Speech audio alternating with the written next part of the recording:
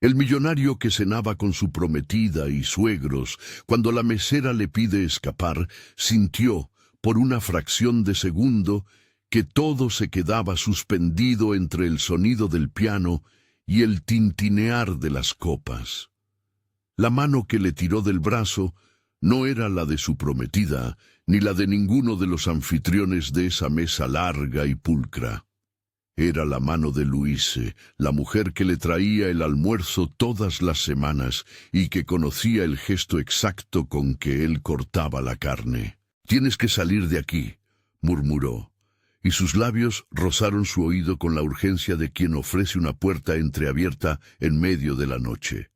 Ramón había construido su vida alrededor de certezas. Su agenda, sus movimientos, incluso la manera en que elegía una copa de vino, obedecían a una lógica que rara vez le había fallado.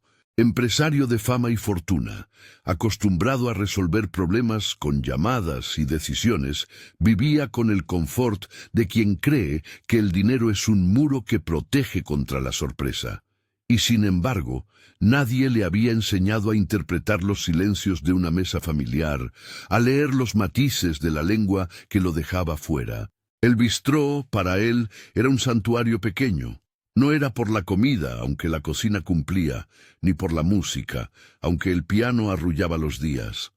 Era por la precisión íntima de una rutina donde lo reconocían por su nombre y por sus manías. La mesa 7, junto a la ventana, tenía su nombre en la memoria del lugar. Allí, entre platillos con salsas doradas y una copa siempre a medio llenar, Ramón recuperaba una versión de sí mismo sin agendas, sin reuniones eternas, una versión que le permitía respirar. Luise conocía esos silencios, sabía cuándo él prefería que le quitaran la manteca de la sopa y cuándo quería que nadie lo interrumpiera.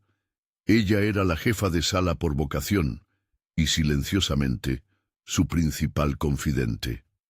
Bilingüe, de movimientos precisos, hablaba con él en un español salpicado de acentos, y con los padres de Isabelle, en francés, con la misma naturalidad que con cualquier otro comensal. Pero en esa noche la naturalidad se había tornado rígida. Su cara tenía la palidez de quien ha visto algo que no debería haber visto. Era la cena mensual. Desde que Ramón y Isabelle anunciaron el compromiso, ese encuentro se había convertido en un ritual. Mantel impoluto, conversaciones en francés que se deslizaban como telas finas alrededor de la mesa, anécdotas contadas en ligeras sonrisas, miradas evaluadoras que recorrían la figura de Ramón con el escepticismo de quien mide un objeto extraño. Isabelle, conforme y resplandeciente, era la anfitriona perfecta, carismática, medida, con ese brillo que parecía inventado para las cámaras de las familias poderosas. Jean-Pierre y Catherine, sus padres, eran figuras que proyectaban una elegancia distante, hablaban en francés y con cada frase construían un velo entre Ramón y ellos. Esa barrera lingüística no lo había sorprendido al principio. Lo esperado fue aceptable. Los comentarios sobre negocios, las preguntas supuestamente inocentes sobre su lugar de origen, incluso las bromas cómplices que lo dejaban fuera. Lo que no había previsto era la exactitud cruel de algunas frases, el modo en que ciertos términos técnicos, poderes, transferencias, representaciones legales, circulaban en susurros que el resto de la mesa envolvía como si fueran notas inofensivas. Ramón aprendió a fingir que no escuchaba. Fingir en su mundo siempre había sido una herramienta. Fingir calma, fingir sorpresa, fingir desinterés. Pero fingir mientras escuchaba planes que podían vaciarle la vida era diferente. La primera vez que lo llamaron el tonto brasilero fue un error implícito en un comentario y una risita contenida. La bilis no surgió por la palabra en sí, sino por el tono con que la palabra había sido tanteada en francés, como quien testa agua caliente. La segunda vez lo sintió como un cuchillo menor, una frase lanzada al pasar, un brindis que ocultaba una cuchillada. Esa noche, sin embargo, Las palabras dejaron de ser cuchillos solitarios. Había un diseño detrás, una voluntad de transformar su generosidad en documento, su confianza en papeles que podrían transferir su mundo a otros. Luis se lo llevó detrás del biombo de la cocina. La luz, de un blanco fosforescente, era un interrogatorio por sí misma. Ahí donde la nueva vida de Ramón se mezclaba con la rutina del servicio, ella le explicó con una rapidez que pertenecía más a un telegrama que a una conversación íntima. Habló en francés a ratos, le dio claves de frases y nombres, le deslizó la evidencia que había podido oír. Van a usar las firmas falsas en la luna de miel. Jean-Pierre tiene abogados que harán la transferencia a un fideicomiso. Catherine, ella coordina los papeles en el notario. Sus ojos no pedían milagros, pedían acción. En un instante, la noción de fuga fue la opción más tentadora. Salir por la puerta trasera, subirse a un coche y dejar la mesa, a Isabelle, la fachada, marcharse con la sensación de que la dignidad no era negociable. Luise lo empujó a no huir.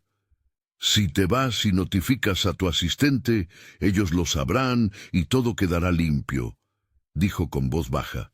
Pero bajo esa recomendación estaba la firmeza de quien entendía que la verdadera protección no era la huida, sino la exposición. Te protejo, añadió, pero necesito que me creas, necesito que no cambies la voz en la mesa. Ramón no salió. Regresó a su asiento con una calma que le quedó pegada a los huesos como un traje.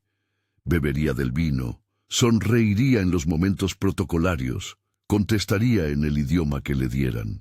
Toda su vida había sido una coreografía dirigida por otros. Aquella noche decidió dirigirla él, pero en silencio.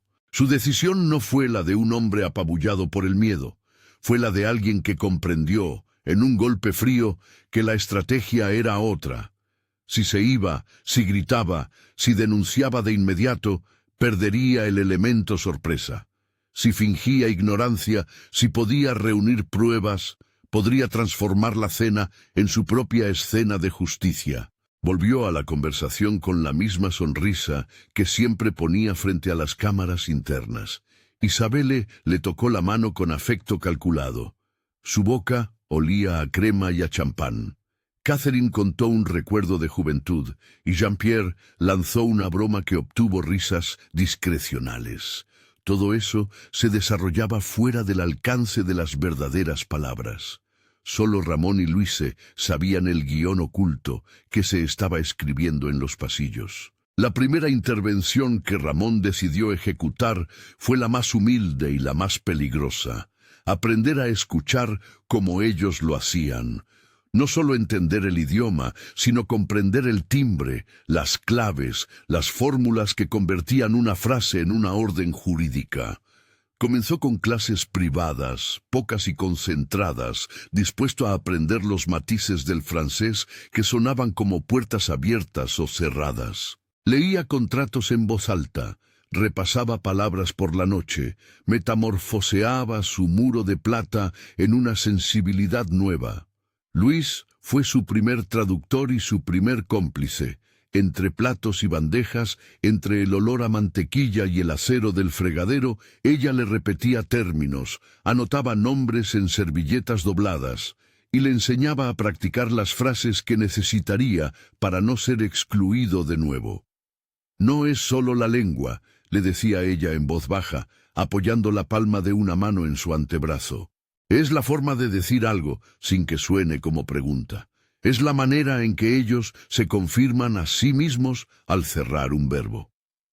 La paciencia de sus clases revelaba algo más. Una lección no solo profesional, sino moral. Luise había visto injusticias. Su familia había conocido la humillación de promesas rotas, de cheques que jamás llegaron. No por victimismo, sino por una sensibilidad forjada en la resiliencia, ella no toleraba que otro quedara despojado. El investigador, al que Ramón contactó con discreción, fue un hombre de mirada habitual y maneras metódicas. Andrés Valente. No era el tipo de detective que aparecía en las películas. No olía a whisky ni llevaba gabardina. Tenía una carpeta gris con esquinas redondeadas, donde guardaba nombres, registros y fechas. Su primer informe fue un mapa de posibilidades. Las cuentas conectadas a abogados, movimientos inusuales en días cercanos a bodas y viajes, poderes de representación firmados con direcciones alternativas. No se ofreció a trabajos imposibles. Propuso una línea: recopilar documentos, confirmar las transferencias y, sobre todo, encontrar testigos que pudieran hablar sin miedo. Louise aportó lo que pudo. Grabó conversaciones con la discreción de quien entiende el riesgo. No fue tecnología de laboratorio. Fueron viejos teléfonos, el micrófono escondido en una chaqueta, la voz en baja que se perdía entre el golpe metálico de la cocina. Fueron notas en servilletas donde anotó frases, nombres de notarios, los horarios en los que la familia parecía coordinar llamadas. Cada una era una pieza que, sin brillar sola, en conjunto formaba una constelación peligrosa para los que planeaban arrebatar la fortuna de Ramón. En paralelo, Ramón construía su propio repertorio de calma. Si la primera vez su sangre se incendió, la segunda encontró una quietud deliberada. Estudiaba contratos en la noche con una lámpara tenue y la casa silenciosa.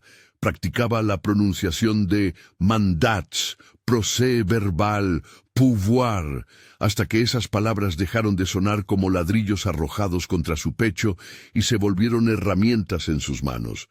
Cada palabra aprendida le devolvía algo que creía perdido, no el dinero, sino la capacidad de ser escuchado. Durante semanas se instaló una coreografía secreta.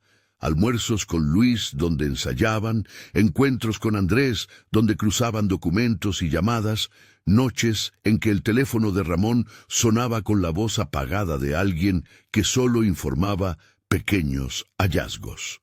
El mapa que armaba no era un esquema de confrontación inmediata, era un tejido que debía sostener la exposición. En esa construcción, la paciencia era un arma. La moneda social, sin embargo, seguía girando en el bistró.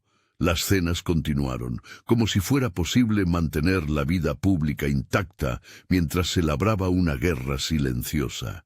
Isabel le mostró su compromiso con sonrisas y regalos, con la planificación de una luna de miel que olía a exotismo.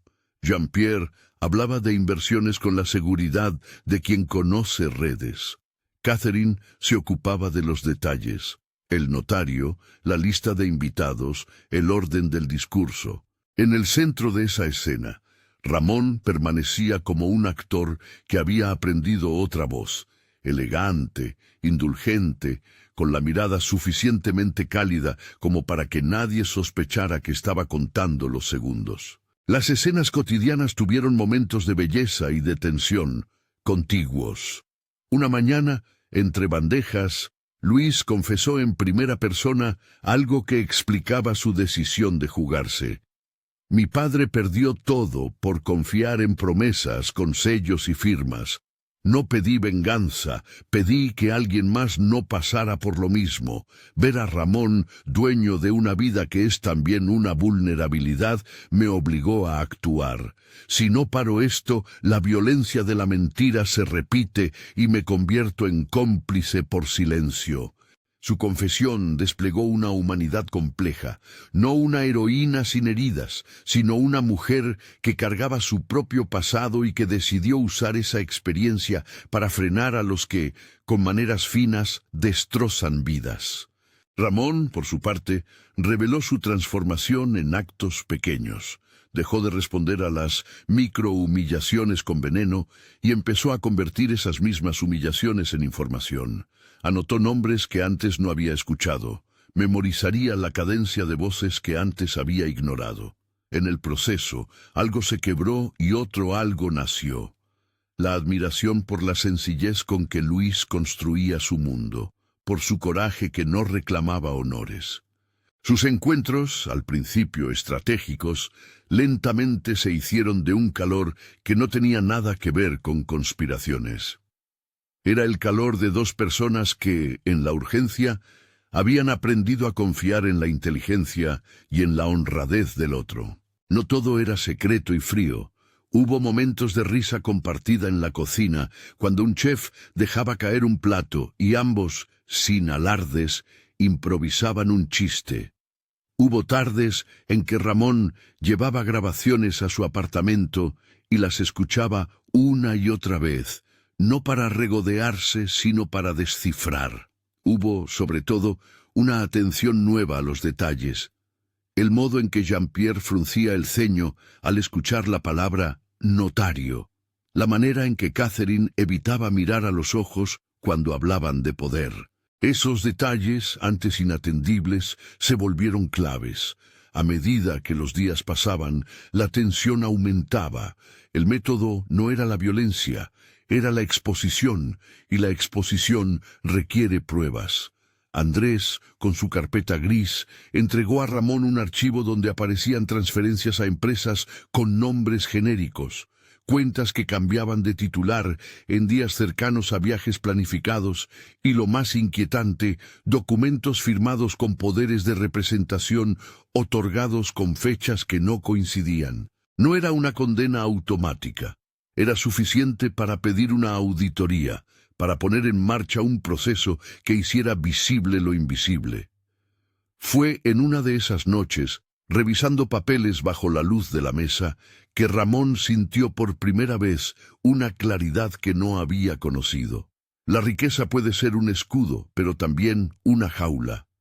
Esa jaula contenía expectativas, compromisos y a veces la ingenuidad torcida por el afecto mal dirigido. Su vida, hasta ese instante, había sido la de un hombre que compraba certezas. Ahora comprendía que no todas las certezas valían la pena si estaban construidas a costa de su autonomía. El plan que empezaron a tramar era simple en su lógica y complejo en su ejecución: recopilar lo suficiente como para llevar la situación a una instancia donde la autoridad pudiera actuar sin pretextos. No pensaron en venganza, pensaron en procedimiento. No buscaron la humillación pública por sí misma, buscaron transparencia. La línea ética de la acción era clara para ellos: no inventar hechos, no falsificar documentos, solo evidenciar lo que se pudiera demostrar. En esa honestidad estaba paradójicamente su fuerza. Hubo noches en que Luis meditaba sus actos en la ventana de su cuarto diminuto. En su primera persona recordaba: no es fácil ponerse frente a quienes siempre han tenido más. No es fácil arriesgar el pan. Pero pensé en la voz de mi padre, en la forma en que miraba los papeles y nada más. Si yo puedo abrir una puerta para que alguien no sufra lo que sufrimos, lo hago. Sus palabras eran directas, sin teatralidad. Entonces se veía la raíz de su coraje, no orgullo, sino lealtad a una verdad que no quería volver a ver repetida en su ciudad. Mientras tanto, Isabel le organizaba la luna de miel con detalles bordados, que a Ramón le parecían ahora excesivos. Elegía destinos, hablaba de itinerarios y sugería fiestas donde la familia se vería aún más unida. A su alrededor, todo funcionaba como en una película donde la puesta en escena no dejaba espacio a la duda. Esa perfección escénica fue, en parte, lo que encendió la alarma en Ramón. ¿Quién planifica tanto si no quiere que todo sea perfecto hasta el punto de borrar los rastros? Esa pregunta fue el motor que hizo que la paciencia se transformara en estrategia. Un día, al salir del bistró después de un almuerzo tardío y la práctica silenciosa de la pronunciación de una frase legal, Ramón compró sin pensar un ramo de girasoles. Fue un gesto torpe y sencillo, no para Isabelle, sino para Luise. No era la flor de la seducción, sino un símbolo de gratitud y de algo que todavía no sabía nombrar. Se lo entregó en la cocina, entre cazuelas y bandejas calientes. Ella lo sostuvo con incredulidad y con una sonrisa pequeña. En su mirada había reconocimiento y quizás un comienzo. La sensación de estar en un equilibrio precario se volvió más marcada cuando Andrés entregó un paquete con nombres y fechas que cerraban pequeñas carpetas. Había allí un patrón, firmas que se repetían, notarios que actuaban siempre a la misma hora del día y detrás de todo, un bufete que parecía conocedor de muchas maneras de transformar transferencias en formalidades. El mapa era claro. La luna de miel no era un viaje. Era la cobertura perfecta para ejecutar un diseño que, si no era interferido, podría consumar el despojo. Con ese mapa en la mano, Ramón y Luise comenzaron a gestar lo que sería la escena final. No la escena violenta, ni la escena constructiva, sino la puesta en escena donde la verdad podría mostrarse bajo la luz de testigos y cámaras. Estudiaron el ritmo de las cenas, la hora en que los celulares se apartaban y el momento en que la mesa se quedaba en un dulzor de sobremesa. Ese exceso de espontaneidad, pensaron, era la mejor oportunidad para revelar lo oculto. Las semanas entraron en una cadencia de tensión contenida. Almuerzos de ensayo, tardes en la biblioteca donde Ramón consultaba registros públicos, llamadas nocturnas con Andrés que terminaban con la frase «Mañana te digo más». Había una unión tácita que los transformaba en una minúscula resistencia. No se trataba solo de dinero, se trataba de restituir su capacidad para decidir. Una noche, mientras guardaban las cosas en el pequeño cuarto de servicio, Luise habló en voz baja, casi para sí misma. Si logramos detenerlos, no quiero que esto sea humillación renovada. No quiero que él se sienta triunfante, quiero que sea libre. En su frase estaban las fronteras morales que ambos compartían. No se trataba de castigar por el gusto de hacerlo, sino de detener una maquinaria que funcionaba con elegancia y con manos limpias. A medida que se acercaba la fecha de la cena decisiva, esa cena que sería la última pieza de la construcción, la ansiedad no menguaba. Por el contrario, tenía la calidad de una cuerda tensada hasta el límite. Los detalles finales del plan se ajustaron. Una copia de los documentos se duplicaría en un buzón seguro. Las grabaciones se mandarían a un correo que Andrés custodiaba. La intervención, si era necesaria, se concertaría con autoridades que podían actuar sin filtraciones. Todo debía pasar de modo que la demostración fuera irrefutable, y así llegó la noche en que Ramón miró la mesa 7 desde la ventana del bistró, vestido con el mismo traje que había llevado en tantas otras cenas, con la diferencia de que ahora cada botón y cada arruga eran parte de un plan. La luz del local pintaba todo de ámbar, y su reflejo en la copa le devolvía una imagen de calma estudiada. Casi podía sentir la respiración del lugar, la coreografía de los meseros, las voces que se acomodaban en francés como un tejido.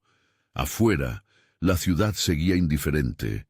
Adentro, la escena que había alimentado la vida de Ramón durante meses estaba a punto de transformarse. No era una venganza, no era una exhibición de poder. Era, en la forma más pura, la búsqueda de que algo invisible se volviera visible. Ramón se acomodó en el asiento con la serenidad de quien ya no pretende ser un mueble ni un número. Tenía en el bolsillo el teléfono con la carpeta cifrada, en la cintura la paciencia como arma. A su alrededor, las voces sonaban más graves y la música del piano parecía acompañar cada respiración con una nota precisa. La puerta del bistró se abrió y cerró. Una vela parpadeó. Luis, desde la cocina, miró hacia él una sola vez, con la certeza de quien ha elegido un camino que puede salvar o quebrar. En su mirada había una pregunta muda. ¿Estás listo? Ramón asintió. No hizo ruido. Silenciosamente, respondió. La cena que se avecinaba prometía ser una ceremonia de apariencia inofensiva. Para muchos, solo sería otra reunión familiar. Para ellos, la posibilidad de probar que la verdad existe y que, en manos justas, puede cambiar destinos. Fue en ese instante, con la mesa puesta y las copas llenas, que la historia respondió a su título.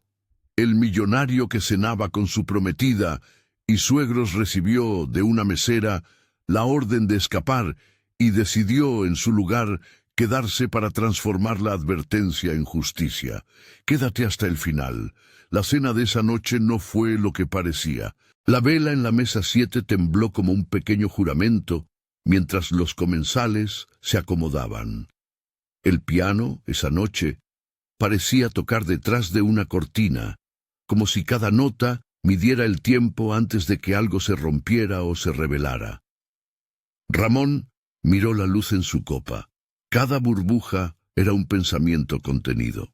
A su derecha, Isabel le hablaba de la luna de miel con la cadencia exacta de quien organiza una escenografía.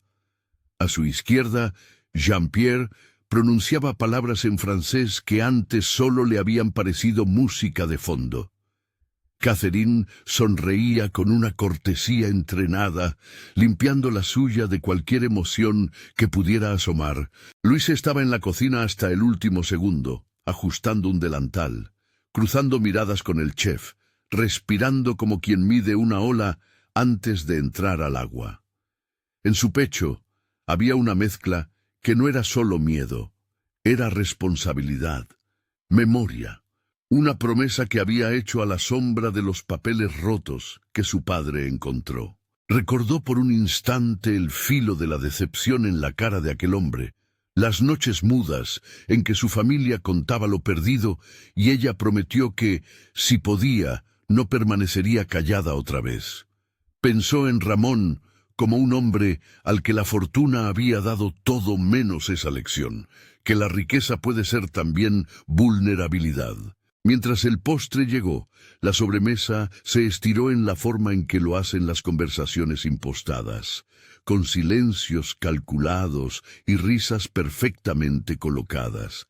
Isabelle hacía preguntas que parecían inocentes y sin embargo buscaban confirmaciones.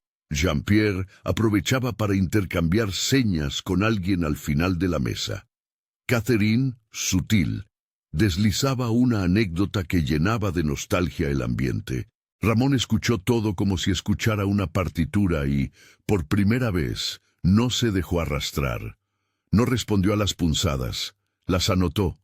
Fue entonces cuando Luise, con la cara blanqueada por la tensión, apareció con una bandeja.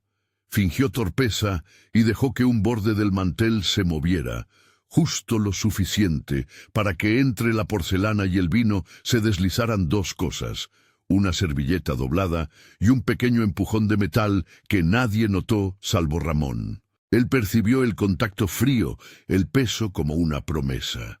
Sus dedos rozaron la servilleta y sintieron la textura áspera. Dentro, una memoria USB envuelta en papel. Era uno de los tantos silencios que habían aprendido a hablar por ellos. El objeto era la voz de Luise en un soporte diminuto. Ramón guardó la servilleta bajo la mesa, moviendo la pierna con naturalidad. La mesa continuó, la música siguió, y por un momento creyó que el aire se podría cortar con la precisión de un bisturí. Entonces, cuando la conversación derivó a temas triviales, él tomó la palabra. Le habló a Isabel en francés, con esa pronunciación que había practicado hasta que las palabras dejaron de asustarlo. Fue una frase breve, medida, una intervención que no buscaba humillación, sino apertura. Habló de gratitud, de cuánto valoraba la familia de ella. La voz, sin embargo, traía algo más, la calma de quien ya no es sorprendido. Al terminar, hizo una pausa. Miró a Jean-Pierre a los ojos y dijo, en ese mismo francés que había aprendido en noches de estudio, «¿Me permite una pregunta sobre los poderes que mencionaron antes?» La mesa, en una fracción, cambió de temperatura. Jean-Pierre respondió con una leve sonrisa que no llegó a los ojos. «¿Qué pregunta, Ramón?» dijo, de manera medida. Ramón no le pidió explicaciones. Tampoco lo confrontó con nombre y cargo, con la serenidad de quien conoce las piezas Sacó la servilleta con la memoria y la dejó, de manera teatral apenas perceptible, sobre la mesa. Abrió la tapa como quien muestra una carta. La dejó junto a su copa. «Tengo curiosidad por el notario», dijo. «Me gustaría, por favor, revisar unos detalles mientras están aquí, para que todo quede claro». Fue un movimiento simple, pero en la sutileza residía la trampa. No acusó, no gritó, insinuó. Catherine frunció el ceño, Isabelle palideció, y Jean-Pierre tuvo la muda reacción de quien oye el tic-tac de un mecanismo que no conocía. La conversación vaciló. Entonces Luis, como parte de la coreografía que habían ensayado, apareció otra vez con una bandeja. Esta vez su voz, controlada, preguntó si podían pasar la cuenta. Su pregunta fue un pretexto. Debajo del mantel estaba un micrófono diminuto que Andrés había colocado antes, oculto en un servilletero, y en la sala, en una mesa apartada, un hombre con camisa blanca. Uno más a simple vista entre los clientes. Sostenía un sobre donde estaban las copias impresas de las transferencias y notas del notario. Ese hombre no era un intruso, era Andrés Valente, con una mirada tranquila como un reloj. Ramón habló otra vez, sin levantar la voz. Pidió que el sommelier trajera un vino diferente, algo que rompiera la cadencia habitual. Fue un gesto para subrayar un detalle. Cuando las personas están obligadas a detener su ritmo, muchas veces muestran la verdad. Jean-Pierre, creyendo que todo era un malentendido, intentó continuar con la broma. Fue un último aliento de arrogancia y como tal sonó desfasado. En un instante que pareció alargarse como una respiración contenida, Andrés se levantó de la mesa en la que estaba y con la naturalidad de quien no quiere asustar a los presentes, se acercó. No anunció su condición con golpes o fanfarrias. Pidió a Jean-Pierre de manera formal y sin estridencias si podían hablar un momento fuera. Jean-Pierre se negó con una cortesía fría. Entonces Andrés le mostró su tarjeta, dijo su nombre y que representaba a un servicio de auditoría con la anuencia de ciertas autoridades que estaban revisando movimientos sospechosos. No era una acusación aún, era el primer paso para abrir una caja cerrada. La mesa se transformó en pequeños movimientos desconcertantes, servilletas que se abren de nuevo, manos que se retiran del plato, miradas que buscan cómplices en la sala. De pronto, y sin que la voz de Ramón se elevara, Luise dejó en la mesa una copia de la grabación. No la puso como quien entrega un objeto, la dejó como quien deposita una semilla, con cuidado, con la esperanza de que explorara raíces. Se acercó al oído de Ramón y en francés apenas audible dijo: «Están hablando de fechas y de poderes. Está todo en la grabación». Él asintió. No habló. Fue entonces cuando el aire se llenó de un peso que no era solo legal, era moral. La presencia de la evidencia hizo que la platitud de la velada se volviera aguda.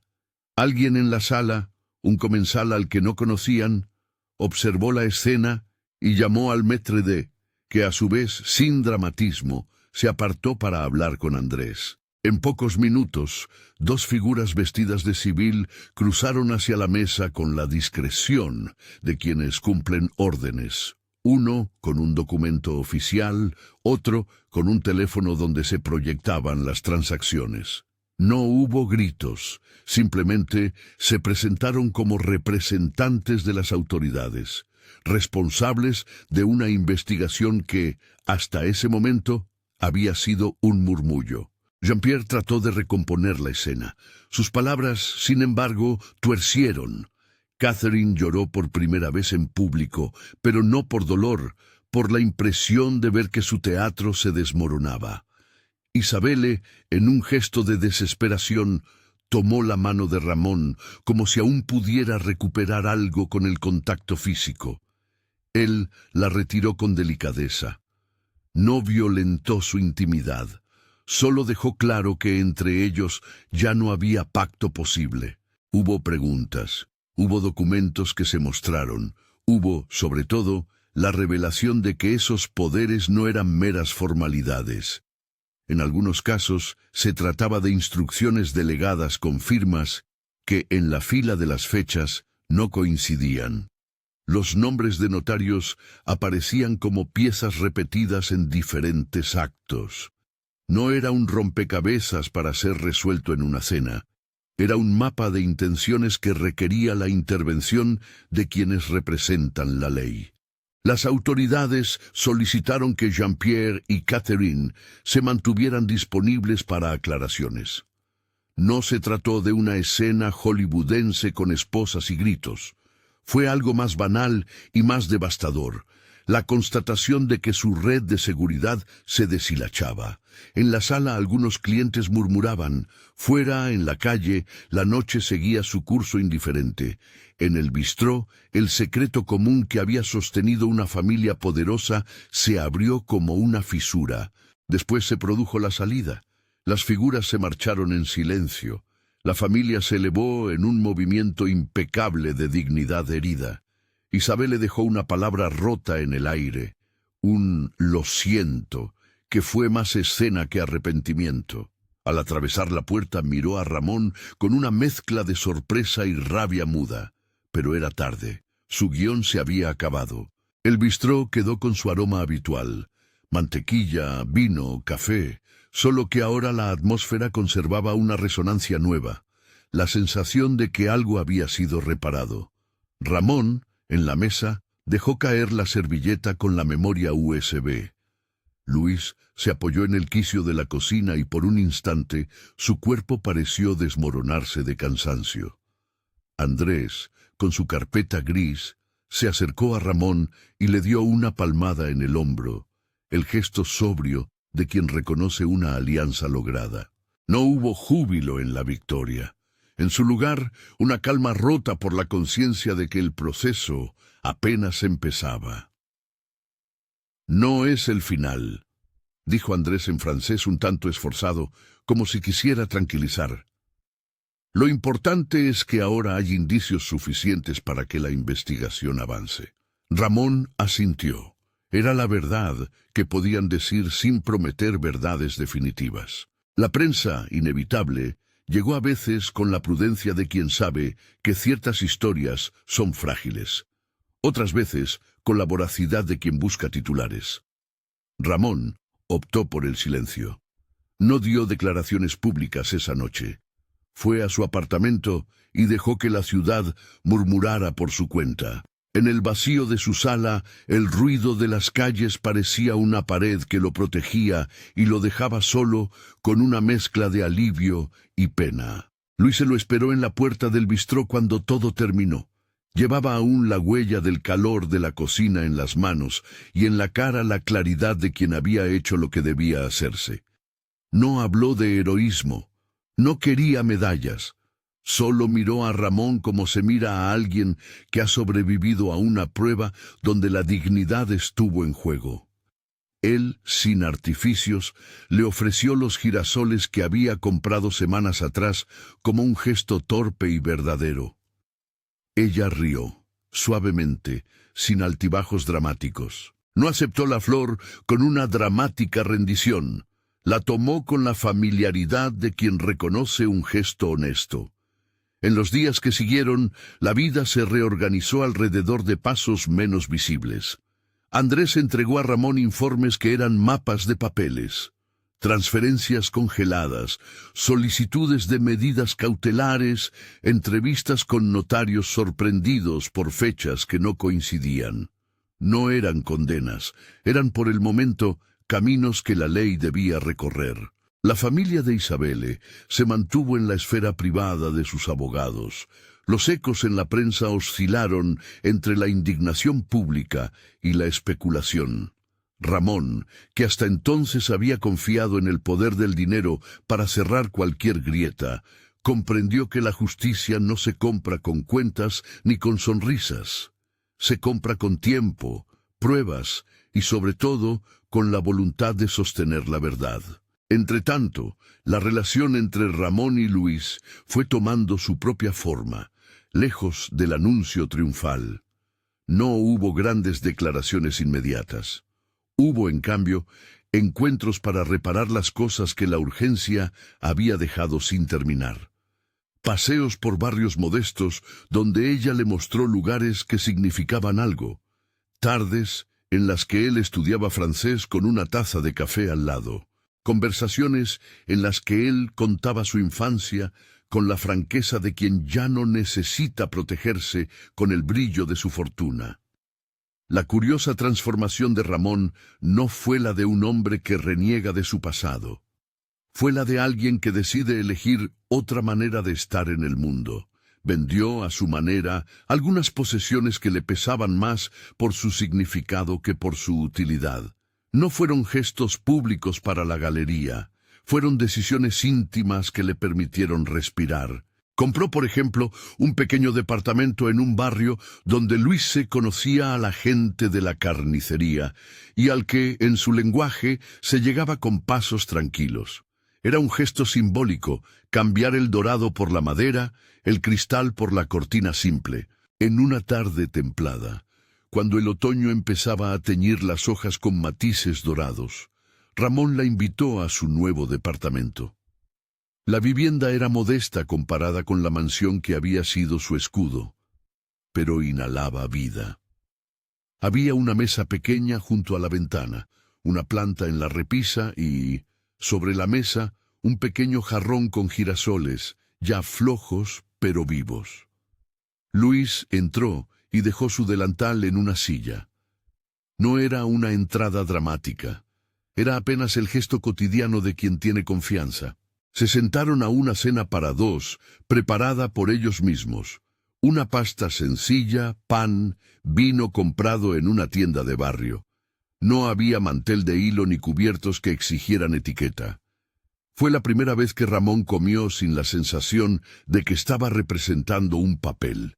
En un momento, él le habló en francés con un acento que todavía buscaba perfección. Ella respondió con una mezcla de orgullo y ternura. «Lo estás haciendo mejor», dijo, y él sonrió como quien descubre que una vieja herramienta ahora le es útil para construir algo nuevo. Hablaron de muchas cosas, de la investigación que seguía su curso, de la sensación de traición que aún dolía, de lo que cada uno quería para el futuro. No hubo planes grandiosos, hubo promesas pequeñas y firmes, cuidarse, no olvidar la línea ética que guiaba sus actos, dejar que la relación creciera sin el vértigo de la urgencia. Luis le contó anécdotas de su familia, de su padre, y de cómo ella había aprendido a leer entre líneas. Ramón escuchó con la atención que antes guardaba para contratos. Ahora la ponía en el corazón de la conversación. Con el tiempo, la prensa comenzó a dar menos vueltas a la historia. Las autoridades siguieron su trabajo. Citaciones, corroboraciones, trámites que por su propia naturaleza eran lentos. Hubo comparecencias, preguntas y en algunos episodios medidas cautelares que protegían activos hasta que la investigación pudiera completarse. No hubo sentencias solemnes contadas en titulares. Hubo procedimientos, reacciones, y para algunos, la pérdida de una posición social que antes ostentaban con confianza. Para Ramón, la victoria más visible no fue la caída de los que lo traicionaron. Fue la sensación, cada mañana, de poder abrir la ventana sin el ruido de los compromisos falsos. La ciudad, siempre insensible en su ritmo, trató de recuperar sus costumbres. El bistró volvió a su latido habitual. Clientes que buscaban consuelo en platos bien hechos. El pianista que cobraba otra melodía. Luis regresó al servicio con la dignidad de quien hizo lo que debía y sobrevivió. No recibió reconocimientos pomposos. Recibió la mirada de aquellos que supieron que estaba en el lugar correcto. Para ella, la recompensa fue menos tangible y más profunda. Volver a mirar a su padre sin el peso de una promesa rota. Ramón, por su parte, aprendió a disfrutar de la vida sin los ornamentos que antes la hacían soportable. Comprendió que la autenticidad no se compra, se elige. En ocasiones volvía al bistró y se sentaba en la mesa 7 solo para escuchar el piano y recordar cómo empezó todo. Pero la mesa 7 ya no era el santuario de su pasado, era el símbolo de una resistencia lograda. A veces Luis se sentaba con él, y entre ambos se reían de la complicidad que había nacido en la urgencia. El día en que la investigación tuvo un capítulo público, sin sensacionalismos, sin sentencias definitivas, Ramón asistió a una breve audiencia donde se clarificaron responsabilidades y se establecieron medidas para resguardar activos hasta esclarecimientos posteriores. No habló en medios esa vez. Fue Andrés quien lo representó ante quien correspondía. El efecto no fue catártico.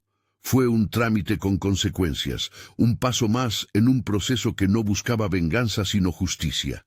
Después, en la intimidad, Ramón se encontró con la necesidad de perdonar, no por los que lo habían herido, sino por él mismo. Perdonar la ingenuidad que lo había dejado vulnerables, perdonarse por no haber visto antes ciertas señales. No era un acto de olvido, sino de liberación. Con Luise a su lado, aprendió a compartir la fragilidad sin que eso fuera motivo de escarnio. La relación entre ambos creció sin declaraciones proféticas ni promesas de eternidad. Había en su lugar una decisión diaria de estar presente. Fueron gestos.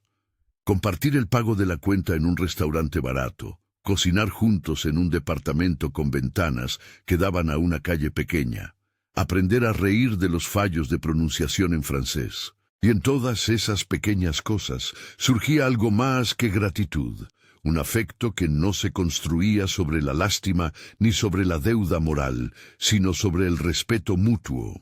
Una tarde, caminando por un mercado donde las flores todavía tenían la claridad de la mañana, Ramón compró un ramo de girasoles para su nueva casa. Eligió las flores con la torpeza de quien medita un símbolo. No era un regalo para reparar una deuda. Era un recordatorio de la levedad que había reencontrado. Al llegar, Luis le esperaba en la puerta. Al verlo con las flores, sonrió con una mezcla de ironía y cariño. «Sigues con los girasoles», dijo. Él la miró y respondió en francés sin recato, «porque ahora entiendo que las cosas simples son las que nos sostienen». No hubo grandes promesas entonces. Hubo una cena, una canción al piano y el gesto de dos personas que, después de todo, habían elegido el mismo rumbo: la honestidad. La noche cerró con la ciudad respirando baja, con una sensación de que las piezas, aunque no del todo reacomodadas, se movían en una dirección donde la verdad podía sostenerse. Con los meses, la historia de Ramón y Luis dejó de ser un escándalo para convertirse en un relato de cuidado y rescate. La gente habló de la valentía de una mesera que escuchó y eligió actuar. Hubo quienes cuestionaron el sistema que permitió el engaño, y otros que reflexionaron sobre las fragilidades que la riqueza puede ocultar. Pero para ellos, lo esencial no fue la opinión pública, fue que habían recuperado algo que no tenía precio: la posibilidad de elegir. En una cena silenciosa para dos, muchos meses después, Ramón alzó su copa hacia Luise y con un francés que ya no temblaba, dijo: «Gracias por quedarte en la cocina cuando el mundo necesitaba verdad». Ella sonrió y contestó en el mismo idioma: «Gracias por aprender a escuchar». Fueron palabras simples, sin grandilocuencias. Allí, en la tibieza de la lámpara, en la honestidad de un plato compartido, estaba la nueva promesa. No la de riquezas ni de títulos, sino la de dos personas que habían aprendido a ser compañía. La vida, por supuesto, continuó con sus complejidades. Expedientes que demandaron tiempo, conversaciones con abogados, momentos en los que la prensa volvió a tocar la historia, pero el tejido íntimo de Ramón se había transformado. Ya no vivía para proteger una fachada, vivía para elegir con libertad y respeto. Y Luise, con su temple hecho de recuerdos y coraje, No pidió más que la posibilidad de construir algo sin máscaras. De vez en cuando, él volvía a la mesa 7 y dejaba en el mantel una nota agradecida para el personal del bistró, una señal sin fanfarria, un recuerdo. La dirección de su vida cambió, no porque el mundo lo exigiera, sino porque él aprendió que la dignidad es un capital que no se invierte en apariencias, sino en actos. Si te conmovió esta historia, compártela con alguien que valore la verdad y la lealtad. Suscríbete para escuchar otras narraciones donde lo pequeño y lo humano se enfrentan a lo que parece invencible.